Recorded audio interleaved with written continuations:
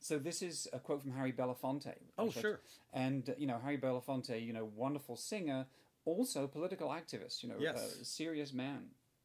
And he says, wherever I go in the world and I look for forces that are struggling against injustice, I always seem to find somebody with a guitar and a voice. And they're always singing to something that inspires the community, no matter how ravaged that community may be. It gives one person a significantly greater power. Because if he's singing, other people can join in and they can express things musically they couldn't necessarily say out loud in other situations. But I also think that there is something about the acoustic guitar that it's fragile. It's wooden, it's thin, it's hollow. And somehow it seems to embody that combination of vulnerability and yet resoluteness in the face of that vulnerability. In other words, it's easily broken, but it has a voice. Yeah. And if you were seeing somebody up on stage and you've got a solid, kind of 3.5 pound Fender, that you can break things with that guitar. Yeah. That guitar is not going to get broken very, very easily. And so the whole identity of the musician changes. What used to be called a box then starts being called an axe. Yeah.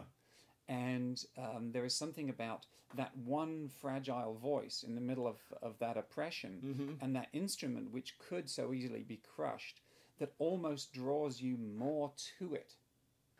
To me, there is just something about the tone of the acoustic guitar, and I love all guitars, don't get me wrong, but the acoustic guitar itself, that just personally resonates with me. I never remember a time when I wasn't drawn to that instrument, and I always wanted to do it, even though I was actively discouraged from doing it my whole life.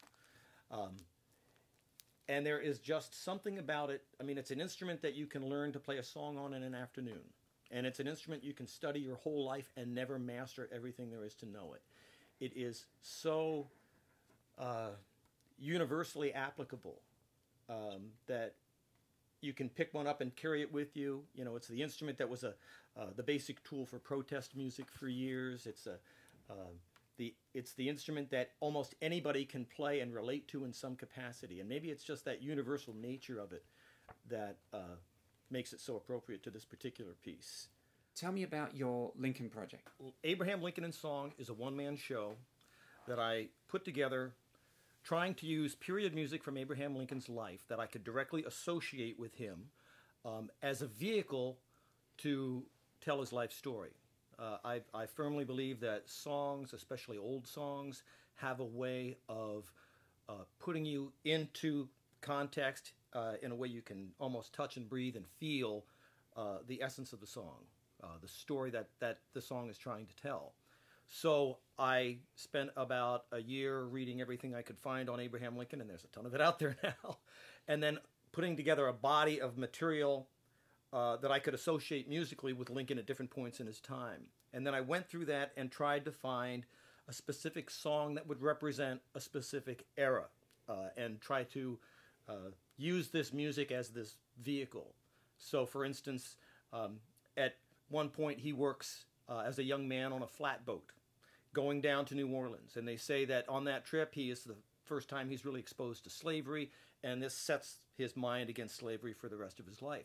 So I have managed to find an old flatboater's work song and perform this song at that point in the show to kind of give you a taste of what that was all about. And the song uses descriptive language about how they worked the boats, the kinds of things they had, and it was a song that Lincoln almost certainly knew if he didn't sing.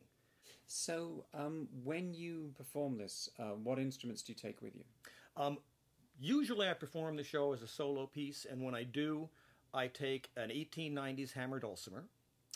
I take a resonator guitar because I use bottleneck slide on a couple of songs, and I bring 2 standard acoustic guitars because there's tuning changes in the middle of the show, and I'm trying to maintain an ongoing narrative while switching instruments and performing and such, so it makes no sense to try and detune and destroy the rhythm of the piece.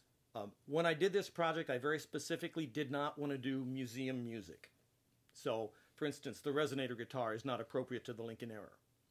But the bottleneck slide guitar is a very emotive way to play the instrument, and I use it on 2 pieces, and it's able to give you a sense of emotion that you wouldn't get necessarily by just playing a standard finger-style guitar. There's a couple of very poignant points in the story, obviously, based on Lincoln's life. And I've had many people come up and say they were literally brought to tears by the show and by the music. More often than not, it's an old Stephen Foster song, "Hard Times Come Again No More." Mm.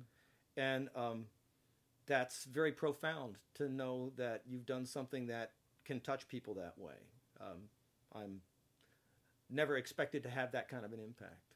And on a historical note, Stephen Foster was the first mass popularity American guitarist. Stephen Foster created popular music. And I mean, he lived at this remarkable moment in time where we had printing presses now, steam-powered printing presses that could mass-produce sheet music. There was a network of river traffic with steamboats and showboats. So he would publish a song in Pittsburgh, Pennsylvania on a Friday, and by the following Friday, they would be performing it in St. Louis because the showboats with the latest Foster song, bang, they're doing it. And it ushered in this whole new era of popular music. Stephen Foster was the first guy to actually make a living writing songs. And then based on his success, a whole new genre of music was created. Yep, it was all downhill from there. Yeah, pretty much so. Great, thanks so much. Hey, my pleasure. Thank you so much for having me. Pleasure.